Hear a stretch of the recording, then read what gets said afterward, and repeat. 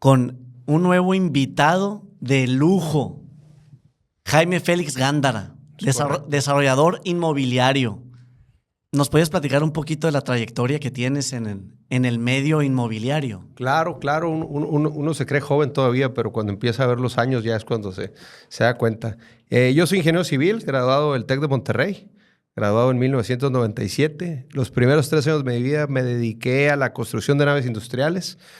Septiembre del 2001, gracias a Osama Bin Laden, me retiro de esa área y me meto a la vivienda. Pocas palabras. Tengo el 2001 desarrollando vivienda en una empresa de aquí, una empresa familiar. Y en el 2017 nos metimos a edificar lo que es proyectos verticales, proyectos inmobiliarios. También hacemos proyectos comerciales que siempre van de la mano con el tema de la vivienda. Y ahorita estamos en eso. Estamos desarrollando tanto vivienda horizontal como vivienda vertical aquí en Hermosillo y lógicamente las plazas comerciales que van enseguida de estos proyectos, ¿no? O sea, los departamentos son desarrollos verticales de departamentos. Bueno, también construyeron vivienda horizontal, ¿no? Sí, vivienda es correcto. tradicional. Es correcto. Es correcto. Hacemos vivienda tradicional. Y ahorita, pues en los últimos, pues ya te puedo decir que casi 6, 7 años traemos en estos desarrollos verticales. Ok. ¿Y más o menos de cuántos departamentos son los desarrollos verticales? 2 de los proyectos que tenemos, la densidad autorizada por uno de los proyectos son de 400 unidades. Ahorita la primera etapa tenemos 119 y en otro de los proyectos que tenemos una densidad aprobada de 300 unidades, tenemos los primeros 106 unidades en las primeras etapas. Ok. No, muy bien. Y bueno, pues ya entrando en materia, ya que estamos hablando de esto. Adelante. A ver, la pregunta del millón. ¿Qué hace que los departamentos tengan plusvalía? Híjole, el tema de los departamentos, vamos a hablar, yo creo, la plusvalía no es específicamente de los departamentos. La plusvalía es todo lo que es un desarrollo inmobiliario, todo lo que es un inmueble, que nunca pierden valor, al contrario, siempre van ganando, que estamos hablando que lo mínimo que gana un desarrollo o cualquier propiedad, vaya en un desarrollo nuevo, pues es la inflación. O sea, una casa en cualquier lugar que esté, lo mínimo que se le reconoce es la inflación. Entonces, en un desarrollo nuevo, en un desarrollo vertical, que son los que ahorita son la novedad, ¿verdad? Para lo que es Hermosillo, no necesariamente para México, empiezan a tener mucha plusvalía. ¿Por qué? Porque uno como desarrollador pues está vendiendo, ¿no? Está vendiendo y le traspasa mucha de esta plusvalía precisamente a los compradores. Y más en especial a aquellos que compran en preventa, a aquellos que ayudan de alguna manera desde el principio a financiar parte de la construcción de este proyecto. Ok. De hecho, eso es una de las dudas que siempre tenemos, ¿no? Todas las personas que vamos a adquirir en algún momento un departamento en un desarrollo vertical, la pregunta es, ¿qué beneficios obtengo por comprar en preventa? Mira, te pongo ejemplos y lo tengo demostrado inclusive en escrituras. Te voy a platicar de un modelo que nosotros empezamos a vender en el 2018 en preventa y habiendo 3 esquemas, hay 3 esquemas de venta en un desarrollo principalmente, que es el pago de contado, que te pagan el 90% al principio y se lleva un descuento del 7, 8, 9% sobre el precio de lista. Después un contado construcción, que te pagan el 80% durante el proceso que falta para terminar la obra y al final te pagan el 20%, o el crédito el tradicional, que te pagan un 20% de enganche, que se lo puedes financiar más o menos viendo las necesidades del cliente, y el 80% al final se saca por medio de un crédito hipotecario. Okay. Ahí se concentra, yo creo, me atrevería a decir que un 80% del mercado, 85% del mercado que se tiene en los desarrollos verticales y en todos los desarrollos principalmente es el crédito hipotecario. Porque a fin de cuentas, más que desarrolladores inmobiliarios, más que constructores, somos vendedores de créditos hipotecarios, a fin de cuentas. Correcto. A final de cuentas. Entonces, ¿cuál es el beneficio? Lógicamente, en las compras de contado y las compras de contado construcción, pues hay algunos descuentos interesantes. Pero lo principal son los precios con lo cual compras. Vamos a suponer que nosotros empezamos un desarrollo ahorita. Te voy a vender a precios actuales, a precios de mercado ahorita, como si estuviera el departamento listo. Lógicamente que para hacer un proyecto vertical de estas magnitudes como los que hemos hecho nosotros, estamos hablando entre de 18 a 36 meses lo que se lleva, lo que es desde el punto de vista de la planeación, desde el punto de vista de la estructuración legal, estructuración financiera lo que es la construcción. Un proyecto más o menos de este índole, lógicamente en estos proyectos nos tocó pandemia y son casos, súper extraordinarios y atípicos. Te puede llevar entre 18 y 24 meses un desarrollo de este tipo. Vaya, ¿cuál es el ejemplo que tenemos? Nosotros que empezamos en la preventa en el 2000, finales del 18, principios del 19, en uno de los proyectos. Te voy a poner típico ejemplo de un departamento de 67 metros cuadrados, 2 recámaras, 2 baños, una cocina, una estancia. Un típico departamento tradicional para ese tipo de proyectos. Lo empezamos a vender en 2.300.000. Okay. El último que vendimos hace... En el 2018. Más o menos 2018, 2019, exactamente. Okay. Y más o menos se mantuvo el precio como un año. Esos departamentos ya se agotaron. El último que vendimos lo vendimos en 3.300.000. Estamos hablando de un millón. De $1 millón de diferencia. En 6 años. En 6 años, pero hay que aclarar algo. Se atravesó la pandemia. No. Ahora, digo, si nos ponemos a hablar de la pandemia, aquí podemos hacer otro podcast, yo creo, de pandemia, COVID y todos los efectos negativos que ha traído para el desarrollo. Pero no, estamos hablando de la preventa. Y aquí lo importante es que no necesariamente la persona que nos compró en 2.300.000 nos los pagó de contado. Correcto. Seguramente. O sea, esas personas apartaron en 2.300.000. Ellos apartaron 2.300.000 solamente con un 20%. Y ese 20%, a fin de cuentas, es lo que normalmente se pide el 10% para formalizar el departamento. Y el otro 10% normalmente nos ajustamos a las necesidades del cliente. El deber ser es que normalmente es el 10% y el otro 10% le puedes dar un par de meses para que se haga. Entonces, estamos hablando que alguien que apartó un departamento de 2.300.000 solamente apartó con 460,000 pesos. Correcto. Estamos hablando que 1 año y medio, 2 años después, pues ya tuvo una propiedad de 3 millones. O sea, prácticamente ya le salió gratis la propiedad. No sé si me explico. Sí. O sea, en pocas palabras, el punto que es muy importante, ¿cómo se dice? Recalcar aquí. El punto que es muy importante recalcar es que una persona te puede apartar con el 20%, un inmueble, digamos, de X cantidad, pero con el 20%, apartas el 20% y tú obtienes el 100% de rendimiento del inmueble. O sea, es decir, vamos a hablar de números, pues, ¿no? Claro. El inmueble costaba 2.300.000. Y con correcto. solo 400,000 pesos obtuvieron el rendimiento de 2.300.000. O sea, no necesitan invertir los 2.300.000 para obtener el rendimiento de esa cantidad. Es correcto.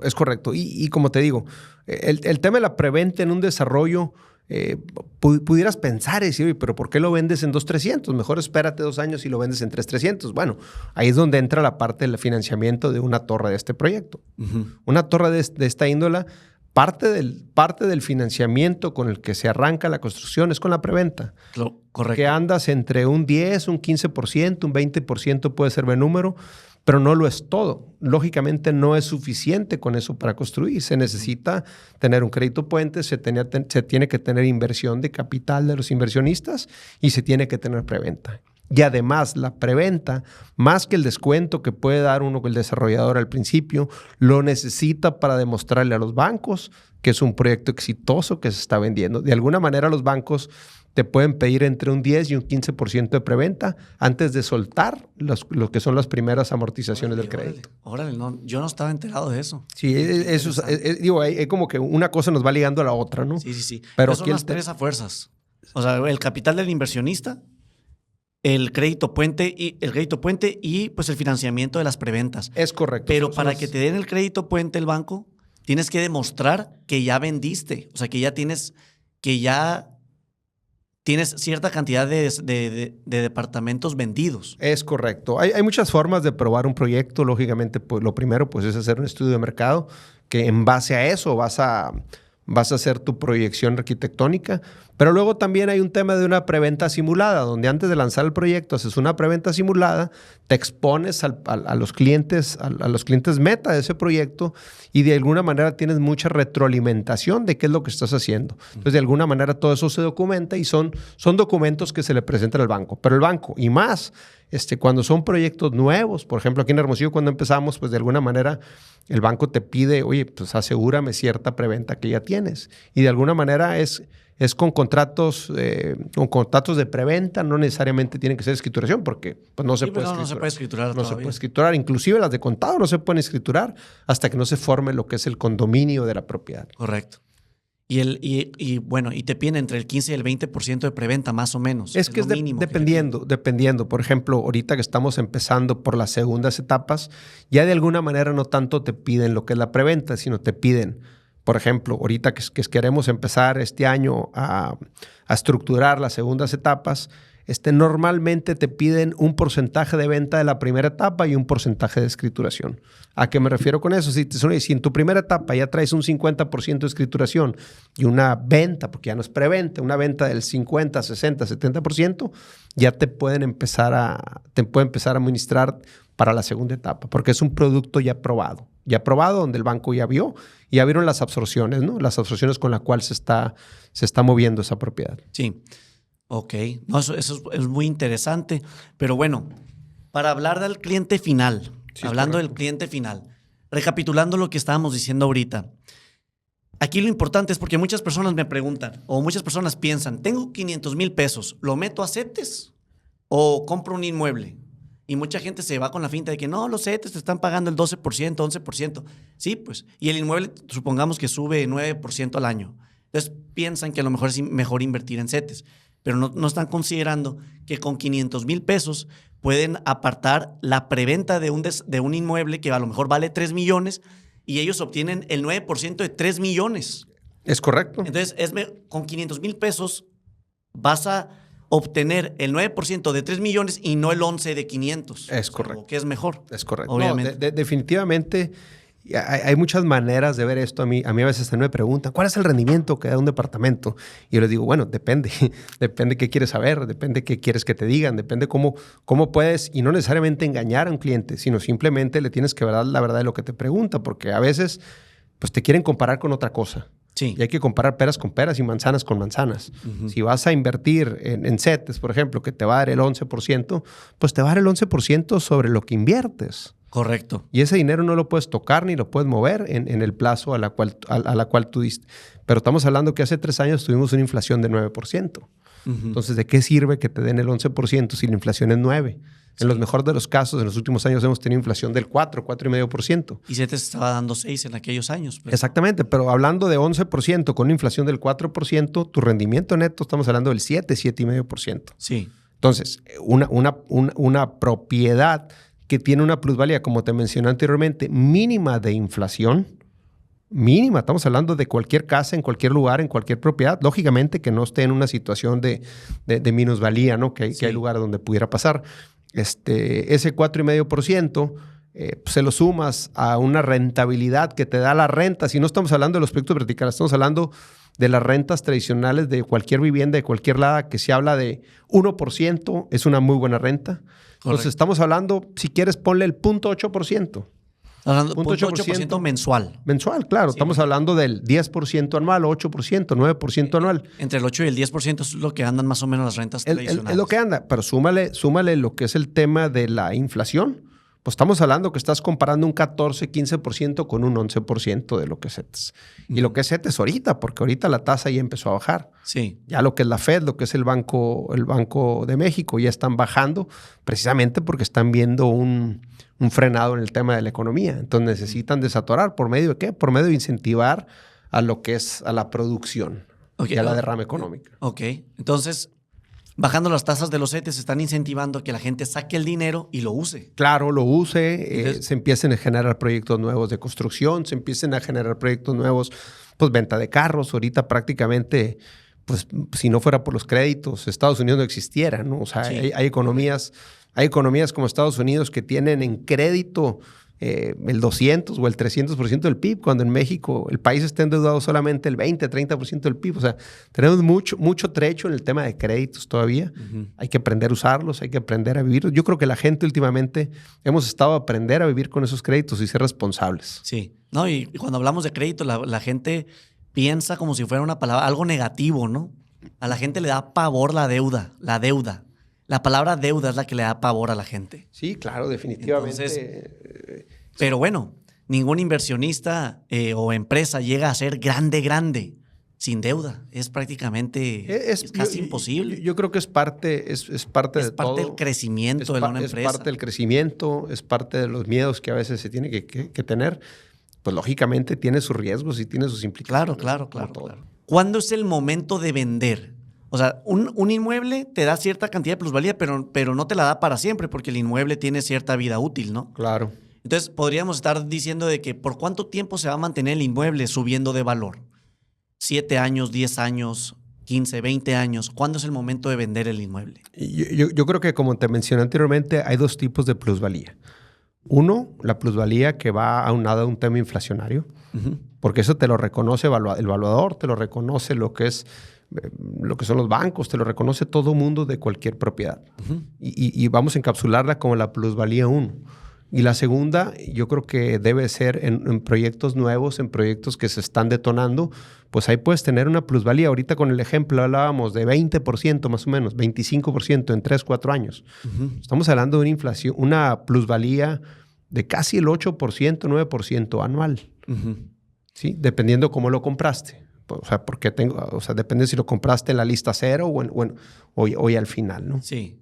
Entonces, estamos hablando de en qué momento debes de vender.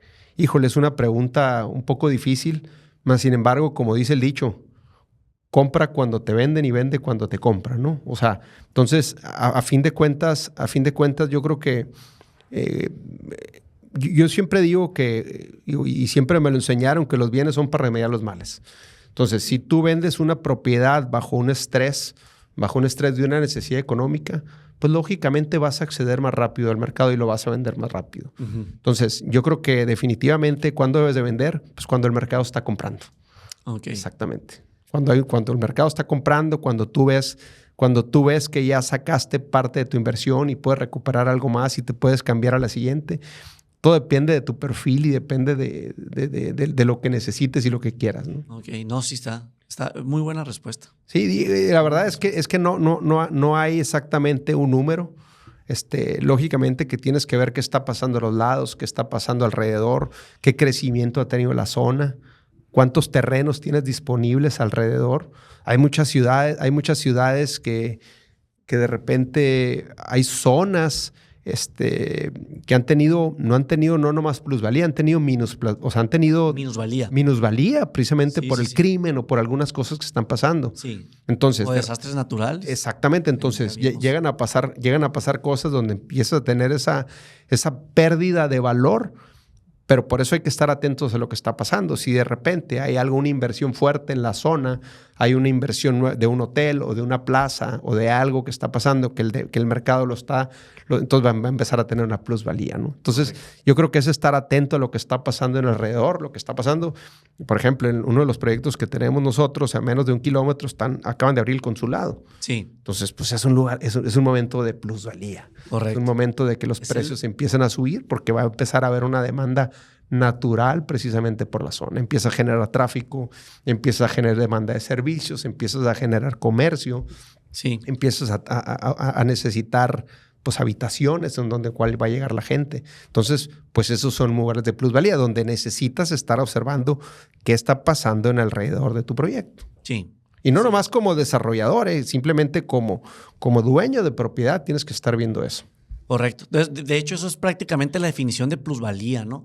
Plusvalía se refiere al aumento del precio, del valor del inmueble por factores externos al mismo. O sea, por ejemplo, porque hay gente que relaciona el aumento del precio del inmueble, ya sea por alguna remodelación o algún cambio que le hiciste al inmueble, pero eso no es plusvalía. O sea, si tú haces una cocina o le construyes otra recámara a tu casa, claro, va a aumentar el precio del inmueble, pero eso no es plusvalía. Plusvalía es cuando aumenta el valor del inmueble sin que tú le hagas nada. Por temas de lo que es la zona en la cual está ubicada tu propiedad. Correcto. Es el aumento del valor del inmueble por el entorno en el que está el mismo inmueble. Es correcto. Entonces, correcto. Por eso siempre te lo mencioné como dos partes. Y lo más común es lo que son las rentas en lo que es los locales comerciales o las oficinas. Siempre van indexadas a un aumento de rentas anuales por medio de inflación. Entonces, Sí. eso te lo reconoce el mercado, te lo reconoce el cliente, te lo reconoce, todo el mundo te lo reconoce. Y el otro tema, por eso es importante mencionar que son 2 etapas que una es plusvalía, vaya, no es plusvalía, es inflación, ¿verdad? Pero es ajuste de precios a fin de cuentas. Y el otro sí es dependiendo qué es lo que está pasando en el mercado. Renta tradicional versus Airbnb. Vamos a hablar del mercado en general. El mercado en general siempre se habla de que las rentas a corto plazo te dan un 50% más de lo que es la renta tradicional. Okay. Así de sencillo.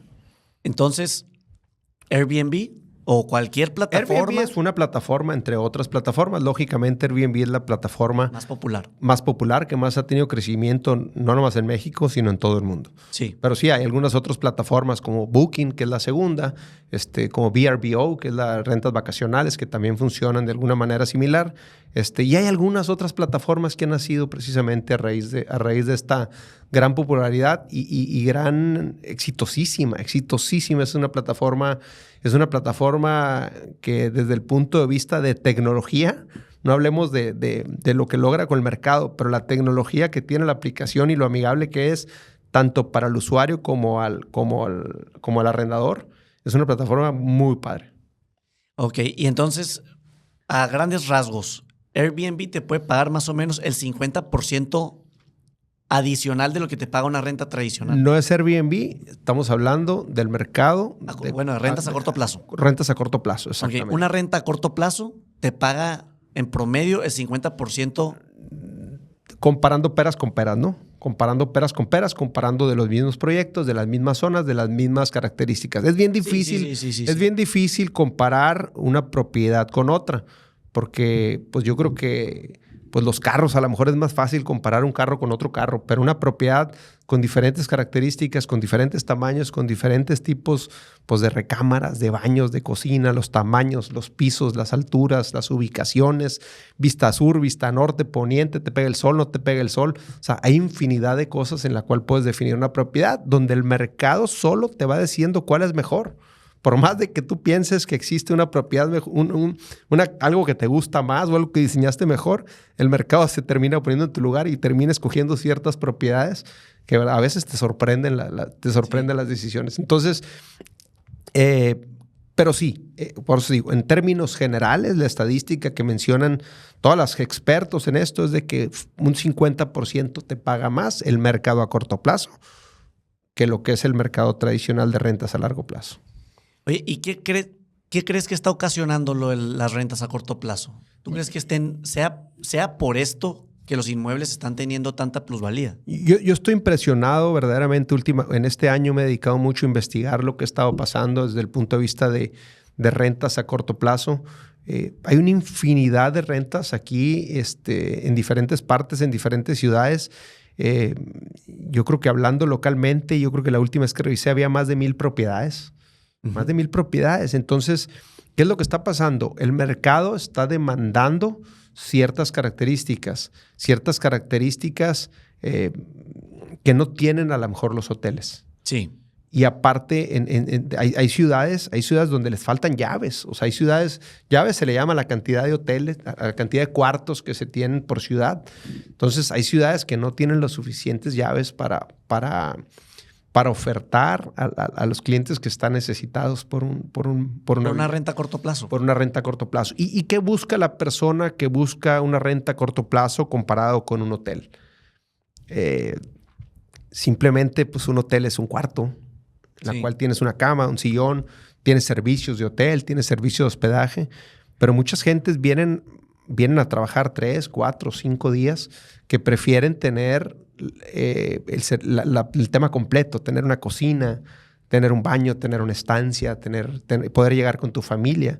Aparte, pues, puedes rentar departamentos de estudios de 1 recámara, 2 recámaras, 3 recámaras, casas, departamentos de 2 pisos, de 1 piso, piso 1, piso 8, penthouse. O sea, se abren mucho las posibilidades. Sí. Y el costo por metro cuadrado o el costo por persona en una renta a corto plazo, pues es mucho más económica que la de un hotel. Lógicamente, el hotel te da muchos otros servicios que un departamento no. O sea, un departamento a corto plazo, pues a lo mejor no te da el servicio de limpieza por cuarto o no te da el room service para una comida. Por eso es importante la ubicación y lo que tengas alrededor. Bueno, entonces la pregunta es, no, sí me queda claro eso, ¿no? Pero la pregunta ¿es la renta a corto plazo lo que está ocasionando el aumento del precio de los inmuebles? Yo creo que es un tema de las dos. O sea, en realidad, no creo que haya habido un aumento tan fuerte como en otras partes del mundo en el tema de... O sea, no creo que ahorita la renta a corto plazo sea algo significativo para el precio de las viviendas. Ha habido, el principal que ha habido, y más del 2020 para acá, ha sido el aumento de los costos. El aumento de los costos en lo que es los materiales. De los materiales, exactamente. Los materiales, el aumento en la mano de obra también. Eso ha sido el principal... Ha sido la principal razón por los aumentos de precios que hemos tenido. Ok. Es correcto. Muy bien. No, pues eso es algo bueno porque digo, hay ciudades en donde están haciendo leyes para que el Airbnb las rentas a corto plazo solo puedan rentarse, el 50% que tengan solo el 50% de ocupación. Sí, definitivamente esta ley que acaba de ser aprobada en la Ciudad de México, pues no es algo nuevo. En muchas ciudades del mundo han empezado a regular este tipo de cosas por el tema gentrificación, creo que se llama el término, ¿verdad? Sí. ¿Qué es lo que pasa? Esto va más allegado a lugares... o a barrios o a lugares de las ciudades que tienen una tradición muy grande de muchos años. Uh-huh. Y de repente por un tema de turismo o por un tema por un tema de cosas nuevas empiezan a subir los precios y empiezan a desplazar a la gente local. Okay. La subida de precios. Okay. Y vaya, vuelvo al tema, no es que subió de precio, es de que eran zonas con mucha minusvalía. Okay. Son zonas que no crecían, son barrios en el centro que de alguna manera de mucha tradición, y en eso les llega un fenómeno diferente por el tema de rentas a corto plazo y se empiezan a generar nuevas cosas en esos barrios.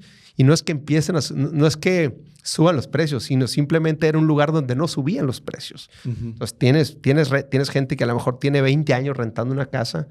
Y en eso pues llegan factores externos y podemos hablar de ciudades grandes como Berlín, como Barcelona, como Nueva York, Manhattan, que ha pasado este tipo de fenómenos. En la Ciudad de México pues pudiera ser que algunas zonas hayan estado pasando precisamente por este proceso. ¿Por qué? Porque llegan...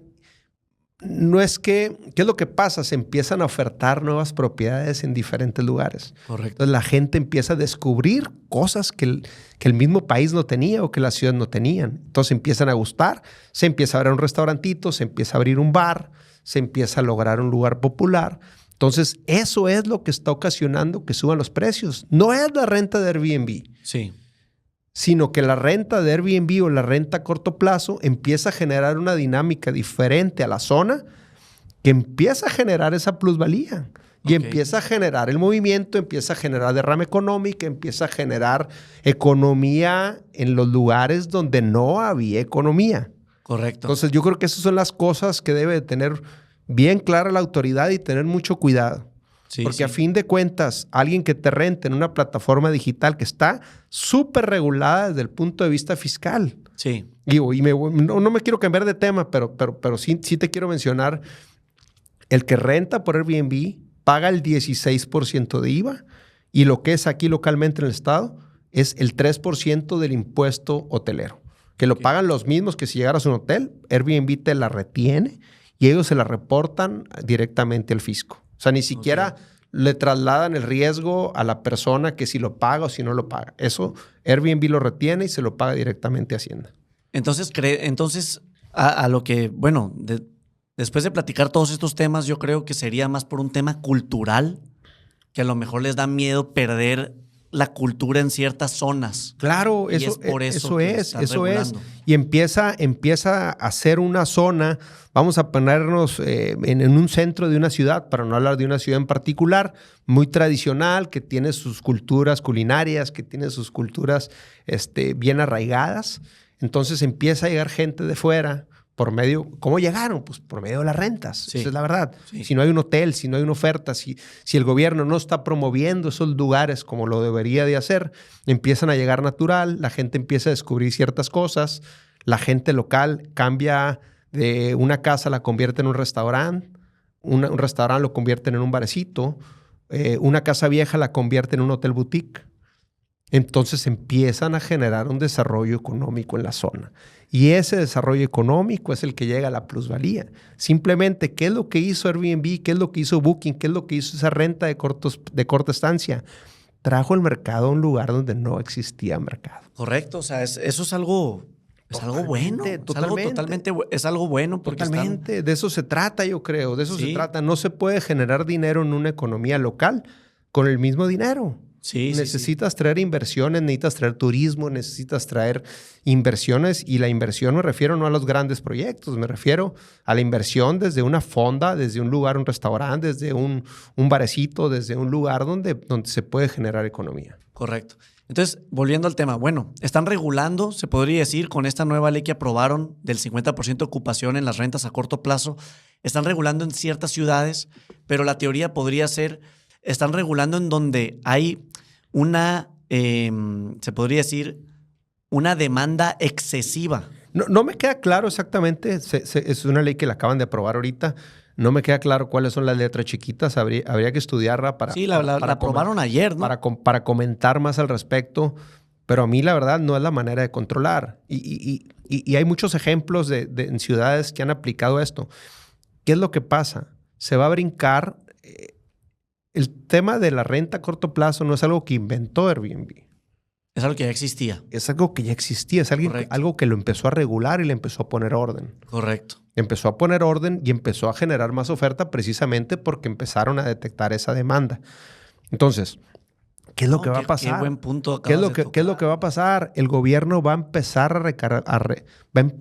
a recabar menos dinero por el tema de los impuestos. Correcto. Precisamente aquí en el estado de Sonora están por aumentar ese impuesto hotelero del 3%, creo que al 4%. Uh-huh. Entonces, pues sí es una fuente de ingresos bastante interesante. Ahora, ¿le dolerá al mercado 1%, 2%? Yo creo que no. No. Yo creo que no. Yo creo que... Y es un ingreso muy importante, porque si aumentas del 3 al 4, ellos están aumentando el 25% de sus ingresos. Es demasiado dinero y sí está muy grande el mercado.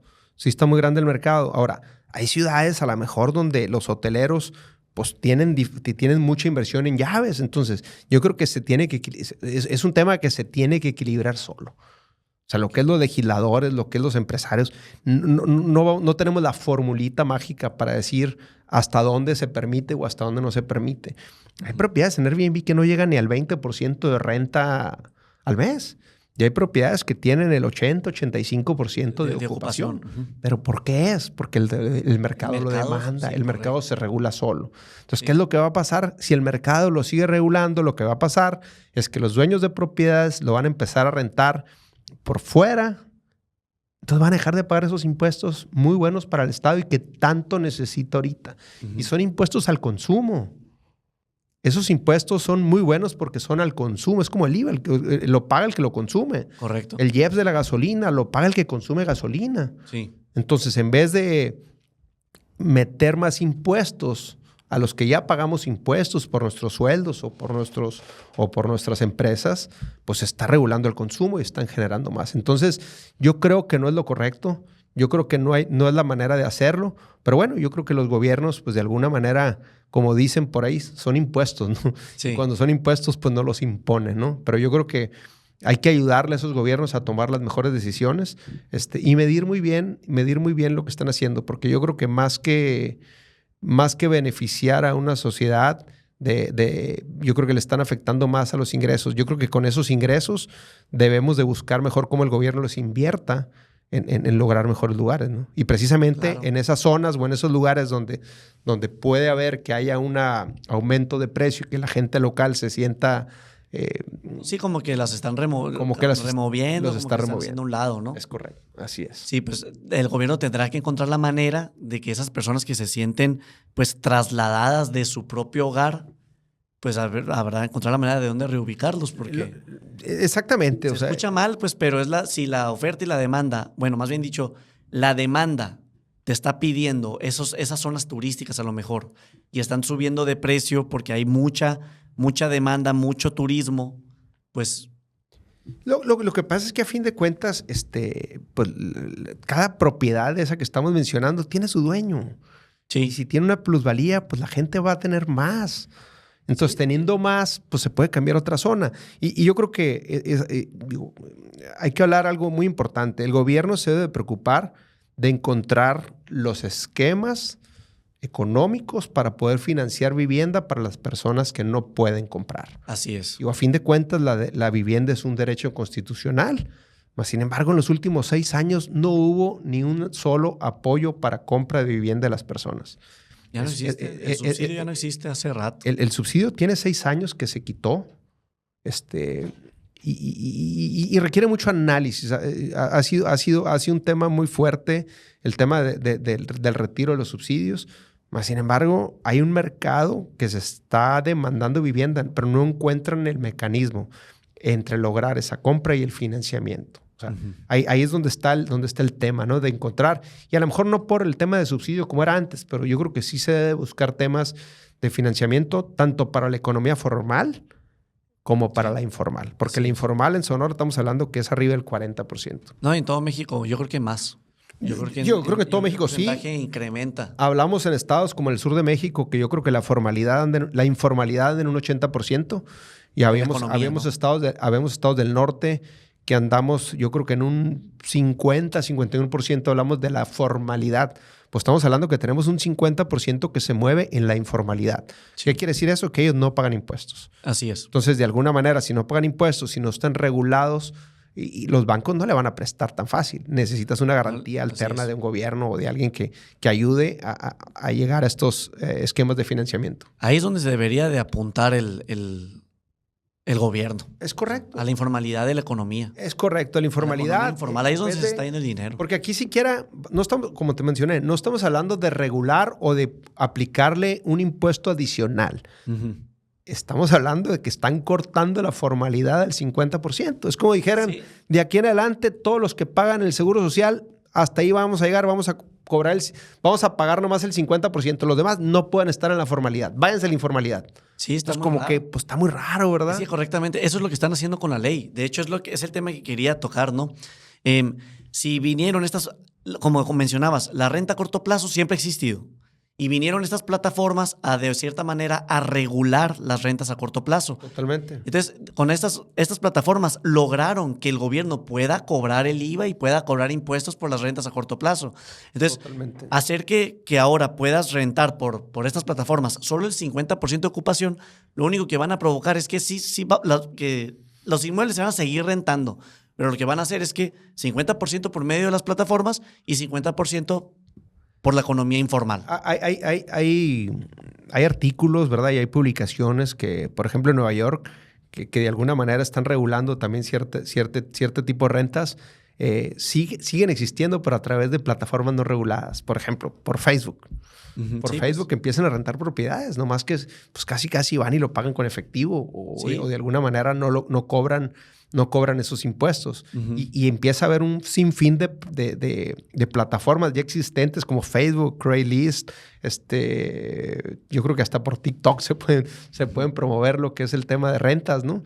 Y de alguna manera no tienen la tecnología para poder regularlas como lo hace Airbnb. Así es. Entonces, en pocas palabras, yo creo que esta ley no va a durar mucho tiempo. Pues digo, quién sabe, pero yo no creo que dure. ¿Por qué? Porque es el mismo gobierno el que está dejando de cobrar impuestos. Está dejando de cobrar impuestos, es correcto. Yo creo que esa es la parte, el gobierno debe usar esos impuestos, sí debe usarlos. Y creo que en algunos estados, y no me dejes mentir, pero creo que pronto a lo mejor hay un aumento en ese tipo, que el mercado no lo ve mal, porque a fin de cuentas a lo mejor va a ir destinado a un tema de seguridad, o va a ir destinado a un tema de infraestructura, o ir destinado a un tema de escuelas. O sea, a fin de cuentas yo creo que si el gobierno lo hace transparente y tiene aumentos sobre impuestos y te dice dónde lo va a usar y es transparente en su tema de cuentas, pues yo creo que todos los ciudadanos vamos a ser felices, ¿no? No, yo creo que así es. Pero bueno, para concluir esto, yo creo que este tema de la ley que acaban de hacer de Airbnb del 50% de ocupación es solamente el principio por el cual el gobierno se va a dar cuenta que en vez de acortar el porcentaje de ocupación, va a tener que incentivar a que se siga rentando por plataformas como Airbnb. Totalmente, digo, a fin de cuentas, y también existen los hoteles, o sea, pero vaya, un hotel tampoco no se hace de la noche a la mañana, o sea, hay una inversión que se tiene que hacer y hay inversionistas que tienen que hacer y tienen que encontrar el lugar. Entonces, digo, a fin de cuentas, pues es una economía de mercado en la cual se recula de acuerdo a la oferta y la demanda, está muy sencillo, ¿no? Sí. Existen inmuebles que desde el primer año te pagan la hipoteca con la renta. Sí, es correcto. Sí existen inmuebles, nosotros ya los tenemos muchos ejemplos en nuestros proyectos, pero definitivamente sí. Aquí es un tema, desde que tú lo escrituras, prácticamente empiezas a correr los tiempos de intereses. Así es, si la compras con un crédito, ¿no? Si lo compras con un crédito. O sea, si tú compras uno ahorita y te tardas 1 mes, 2 meses, 3 meses en habilitarlo y ponerlo en renta, pues prácticamente esos meses fueron improductivos desde el punto de vista de rentas. Así es. Entonces, aquí entra mucho la velocidad con la cual equipas, precisamente para no perder ese 1 o 2 meses. Pero sí, yo creo que me atrevo a decir, en los casos que conozco de proyectos verticales, de proyectos nuevos, de proyectos emblemáticos, de proyectos con demanda, me atrevo a decir, en el caso de nosotros, yo creo que el 80-85% de los casos se está pagando prácticamente el 100% de la hipoteca los primeros meses. Tengo un caso. Primeros meses. Tengo un caso en particular, que a partir del primer mes ya me daba la hipoteca y todavía me sobraba un poquito de feria. Ese es el truco. Y lógicamente, lo que dicen los que se dedican a esto de las rentas, lo que son los hosts, pues empiezas a regular. Hay que empezar con precios bajos para engañar, no engañar, para lograr que los algoritmos empiecen a captar la atención de la propiedad, que el mercado los empieza a demandar y luego de alguna manera empieza a regularizar uno de acuerdo al mercado de propiedad. Sí, empiezas a ajustar el precio. Empieza a ajustar el precio. De acuerdo al porcentaje de ocupación que tiene el departamento. Es correcto. De acuerdo y hay muchas plataformas en las cuales puedes estar midiendo esta demanda. En el caso de Airbnb hay una plataforma que recomiendo mucho que se llama AirDNA, que te dice lo que es la macrodata de Airbnb y de alguna manera te dice lo que está pasando en alguna zona, te está diciendo los porcentajes de ocupación, te están diciendo el precio, te están diciendo algunas otras cosas. Entonces es la mejor manera de ver qué está pasando con la renta y con las plusvalías y con los valores de las propiedades. Digo, a fin de cuentas, yo creo que uno como desarrollador empieza a aprender a analizar qué está pasando desde el punto de vista de rentas, qué es lo que se mueve más rápido para poder ir ajustando el tema de precios, ¿no? El tema de precios tanto de renta, corto plazo, renta a largo plazo y lo que son los precios de las propiedades. Correcto. Sí, porque como desarrollador, lo primero que te preguntan los clientes, ¿no? ¿Cuál es el ROI? El famoso Return of Investment. Claro. ¿En cuántos años recupero mi inversión? No, pues la puedes recuperar en 0 años, porque a fin de cuentas... No invertiste nada. No invertiste nada. Pues digo, a fin de cuentas, creo que en uno de tus podcasts mencionas el tema de cómo comprar una propiedad sin invertir. Y vuelves al sin pagar enganche. Sin pagar enganche, pues vuelves al tema del tema avalúo sobre el precio de venta. Correcto. O sea, el avalúo sobre el precio de venta, y hay bancos que te prestan hasta el 90% del valor de la propiedad. Sí. Y si el avalúo está muy por encima del precio de venta, pues incluso te sale para no pagar enganche, hasta para financiar los gastos de escrituras. Exactamente. Entonces, vuelvo al tema, pues depende también cuándo compraste, a qué precio compraste. Si compraste en preventa y traes un 20% ya de plusvalía, pues ya la propiedad vale 20%, entonces traes un 20% de más. Oye, y corrección, no compraron, porque simplemente apartaron un inmueble. Es correcto. En preventa, ellos cosecharon la plusvalía del inmueble sin la necesidad de desembolsar todo el dinero de lo que costaba. Ya traen a favor. O sea, por más de que han desembolsado un 10% o un 20% del enganche de 2.300.000 en el caso que te decía, pues ya traen en lo que es en balance, vaya, lo que es en valor del activo, ya traes 1,000,000 más y invertiste nomás 400. Sí. No, sí, o sea, si invertiste 300,000 pesos y el inmueble en 1 año y medio, 2 años, subió 1,000,000, oye, tengo 500% de ganancia. Tengo amigos que me preguntan precisamente eso, o clientes inclusive, oye, yo quiero comprarlo de contado. Bueno, está bien, le dije, pero yo te recomiendo que saques un crédito. ¿Por qué? Le digo, pues el chiste es hacer dinero sin dinero, ¿verdad? Sí. Y ese dinero, pues ahora sí tú lo puedes invertir en un negocio diferente, un negocio que te dé más retorno, que requiera ese dinero, que requiera ese capital. Me sorprende tu consejo. Yo también me sorprendo a veces, pero a fin de cuentas somos asesores, somos desarrolladores inmobiliarios. Sí. O sea, a fin de cuentas cuando me dicen, es que te lo voy a pagar de contado, le digo, espérate, pues es que el banco también lo va a pagar de contado. O sea, si yo te vendo una propiedad a través de un crédito hipotecario, pues es la misma que me la pagues tú que me la pague el banco. Sí. Entonces, ¿qué es mejor? ¿Invertir 3 millones de pesos en una propiedad o invertir solamente 500,000 y ganar lo mismo? Oye, pero es que voy a pagar muchos intereses. ¿Y qué tiene? O sea, todo depende de encontrar... A muchos termino aconsejándoles, ¿sabes qué? Ok, no me hagas caso a mí. Encuentra un equilibrio en lo que tú te sientas tranquilo, en lo que te diga tu estómago. Si tú vas a comprar una propiedad de 3 millones de pesos, que vas a pagar una mensualidad de 30,000 pesos, y a lo mejor vas a ganarle 25, 30, 35, 40,000 pesos en rentas. Pero tú vas a estar de alguna manera estresado por esa mensualidad de 30 mentalmente, ¿eh? Sí, mentalmente. ¿Con cuánto te sientes a gusto? Si pagas 15, 20,000, ¿te sientes a gusto? Pues sí, porque si de alguna manera no hubo rentas ese mes, tengo cómo cubrirlas. Ah, bueno, entonces hay que meterle ese capital precisamente para que no te duele el estómago. A fin de cuentas, Correcto. cómo se mueven los mercados de todo tipo. Sí. Con la sumatoria de muchos estómagos que están dispuestos a tomar un riesgo y otros que están dispuestos a pagar por disminuir ese riesgo. Así es. Así de sencillo. No, es una buena manera de explicarlo, ¿no? Es la mejor manera. Digo. Entonces, a fin de cuentas, ¿cuál es tu retorno? Ahora, ¿tu retorno es sobre la inversión o sobre tu capital? Uh-huh. Porque si logras empezar a generar rentas sin inversión, pues los retornos son infinitos, ¿no? Uh-huh. Divide entre cero. Pues. Sí, pues dividido entre cero, o sea, correcto. O sea, no... Y lógicamente hay un tema, yo siempre soy bien claro con mis clientes y le digo a mis vendedores y le digo a todo el que le digo, oye, a ver, hay que tener mucho cuidado de no engañar al mercado. Si una propiedad la vendes en 3 millones de pesos, pues hay gastos de escrituración que se tienen que cubrir, que estamos hablando entre el 5 o el 6%, uh-huh. que son traslados de dominio, gastos notariales uh-huh. y gastos de registro público. Uh-huh. Estamos hablando que un 5 o 6% que lo tienes que tomar y lo tienes que desembolsar. Al menos que te dé el crédito, precisamente ese sobreprecio para cubrirlos. Y lo otro, estamos hablando del equipamiento. Normalmente una propiedad nueva está sin equipamiento. Le falta la cocina, le faltan los closets, le faltan los muebles. Entonces estamos hablando... ¿Y en promedio cuánto se necesita? O sea, ¿con cuánto dinero puedo equipar una vivienda nueva para que quede bien? Estamos hablando entre el 10 y el 15%. O sea, del valor de tu propiedad. Una casa vale 3 millones para equiparla para rentas, ¿no? Entre 300,000 y 500,000 pesos. Entre 300,000 y 450,000 pesos. Para dejarla bien y poderla rentar por plataformas de renta a corto plazo, ¿no? A corto plazo. O a renta tradicional. A renta tradicional. O sea, a fin de cuentas se tiene que equipar. El tema de rentas de viviendas o departamentos sin equipamiento, hace muchos años emprendí que no existe.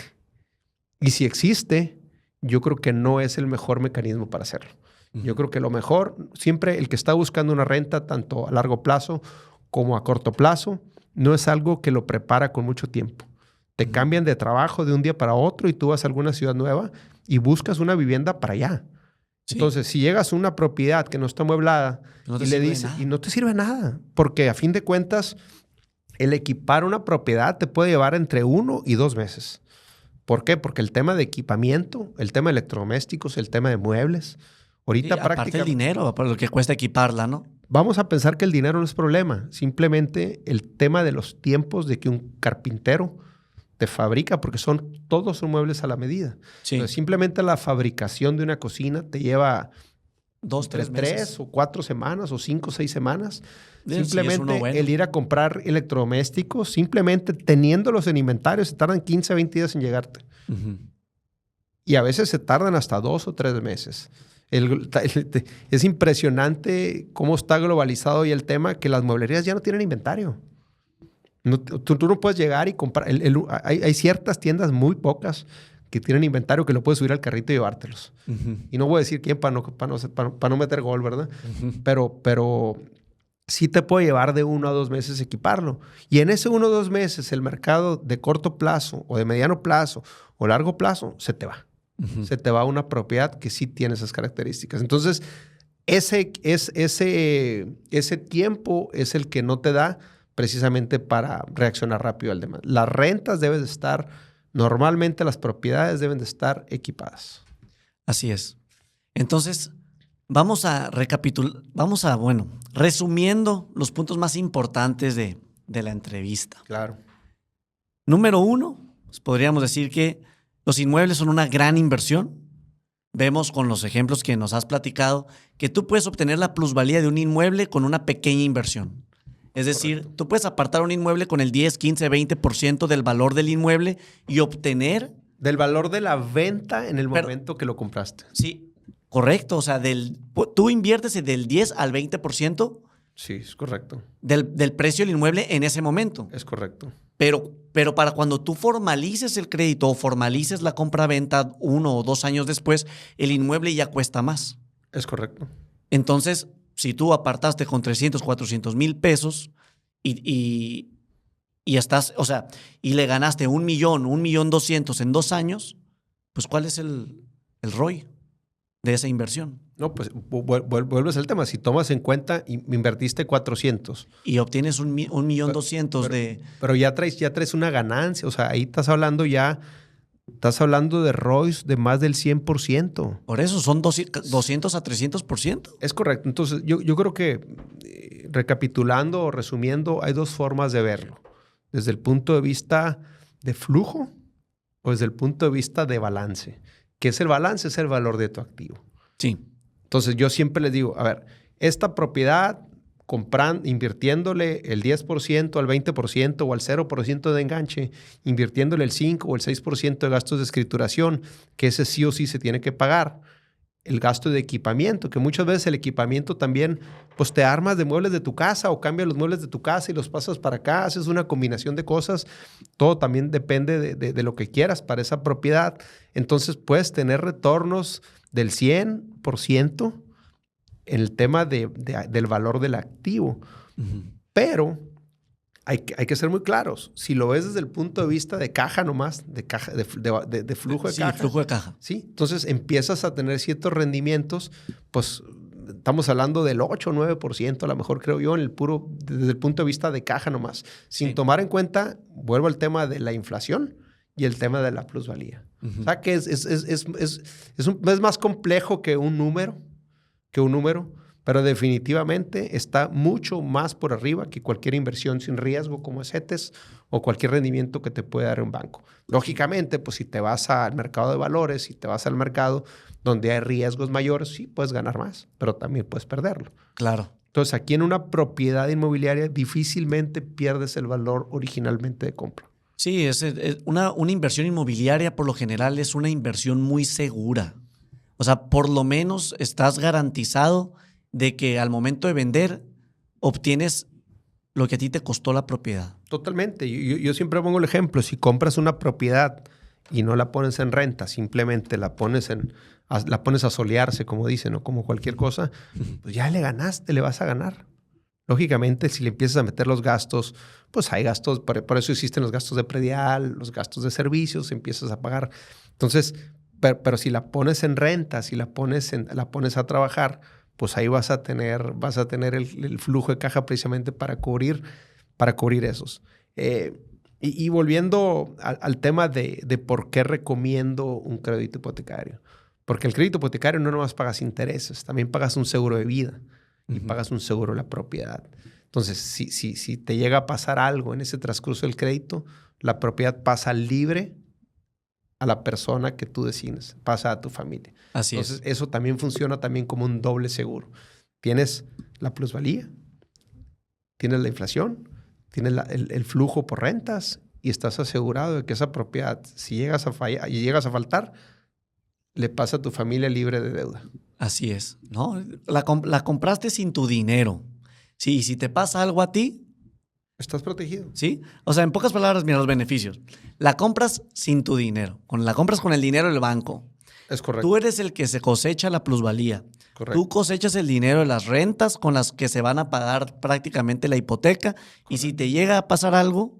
Estás cubierto. Estás cubierto porque el seguro de vida te cubre y pues las personas que son los beneficiarios del crédito, en este caso, se quedan con la vivienda. Claro, comparando una inversión que ahorita, pues no sé si de moda, pero andan promocionando mucho lo que son los seguros de ahorro, los seguros de vida, Sí. que a fin de cuentas tú estás pagando una prima mensual, semestral, anual, y al final de 10 o 15 años, si no tuviste ese beneficio bueno, no es beneficio, ¿verdad? Si llegas a faltar el seguro de vida, pero si llegas a cumplir eso, te regresan tu dinero. Sí, con cierta ganancia, ¿no? Con cero rendimiento. Es Sí, muy sí, poquito el rendimiento. Simplemente sí. a lo mejor está dolarizada. Y si hubo un movimiento, que ahorita el movimiento del tipo de cambio ha sido a la baja, no a la alta, pues prácticamente te regresan lo mismo que tú invertiste. Con cero rendimiento, ¿eh? O estamos hablando de un rendimiento de menos del 1%. ¿Y qué es lo que te venden? El seguro, que si llegas a fallar, pues prácticamente tu familia se queda cubierta. Ah, ok. Pero no te da ningún rendimiento. Entonces, comparando un seguro de ese tipo, comparando con una propiedad, vuelves al tema. Tú lo mencionaste. La Sí. plusvalía, lo que es lo compras sin tu dinero. Si lo tienes para rentar, pues prácticamente se pagan solo sus intereses y la plusvalía, ¿quién la cosecha? La cosechas tú. Y estás cubierto contra cualquier eventualidad. Sí, sí, sí. No, yo creo que no es tema de discusión que las inversiones inmobiliarias, Es correcto. en mi opinión personal, son las mejores. Sí, definitivamente. Habrá personas que me digan que no, pero después de analizar muchísimos puntos, cada vez me convenzo más de que una inversión inmobiliaria es la mejor. Es correcto. Así es. Peso por peso, yo creo que... Yo creo que eso podemos concluir. Muy bien. Muy bien.